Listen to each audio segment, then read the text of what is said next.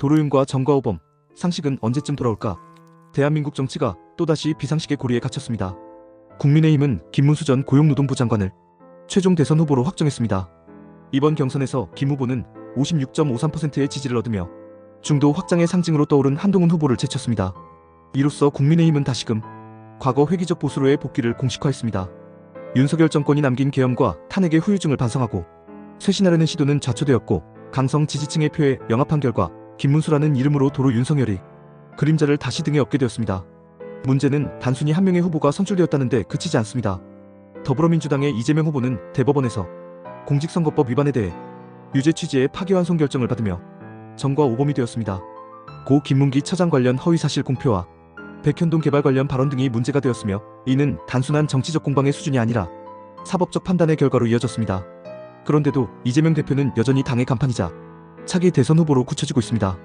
정과 오범에다 현재도 대장동, 쌍방울, 법카 유용 등 중범죄 혐의로 재판 중인 인물이 또다시 대통령이 되겠다고 나서는 현실은 대한민국 정치가 얼마나 도덕성과 책임으로부터 멀어졌는지를 보여줍니다.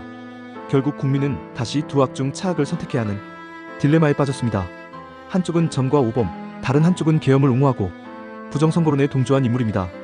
김문수 후보는 수락연설에서 체제를 부정하는 극단 세력으로부터 나라를 지키겠다고 외쳤지만 과연 그가 중도층과 젊은 세대가 원하는 리더인지 의문입니다.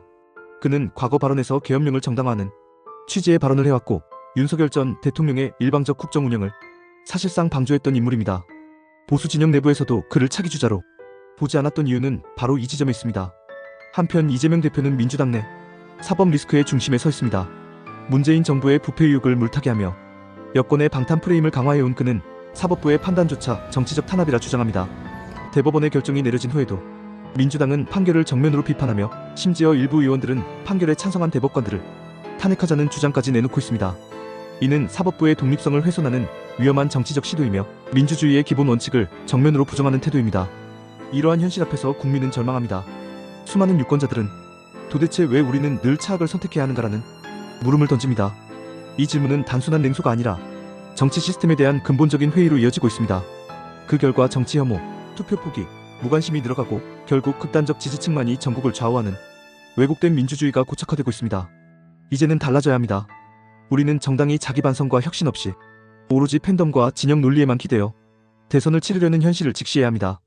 국민의힘은 김문수를 선택함으로써 탄핵의 강을 건너지 못하고 과거로 회귀했습니다. 민주당은 이재명을 고수함으로써 상식과 책임이라는 정치의 기본을 외면하고 있습니다. 정치의 본질은 국민을 위한 봉사에 있으며 그 출발점은 국민 눈높이에 맞는 후보를 세우는 것입니다. 정과 오범이든 계엄 옹호자든 그 어떤 비정상도 정상으로 포장되어서는 안됩니다. 국민은 제3의 대안을 갈망합니다. 상식, 공정, 미래 비전, 실용과 개혁을 겸비한 새로운 리더십이 필요합니다. 진영을 넘어 국민 전체를 아우를 수 있는 통합형 지도자, 부패로부터 자유롭고 극단에서 거리를 두며 실질적인 삶의 변화를 이끌 수 있는 정치인이 필요한 때입니다. 지금 이 나라에는 윤석열도 이재명도 김문수도 아닌 새로운 이름이 필요합니다. 그리고 그 이름은 국민이 직접 찾아내야 합니다.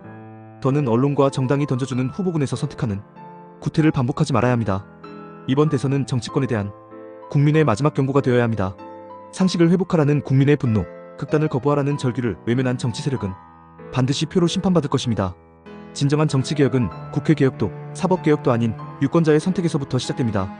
우리가 외면하면 이 구조는 영원히 반복될 것입니다. 이제는 깨어있어야 합니다. 또다시 차악을 선택하기 싫다면 이제는 우리가 바꿔야 합니다.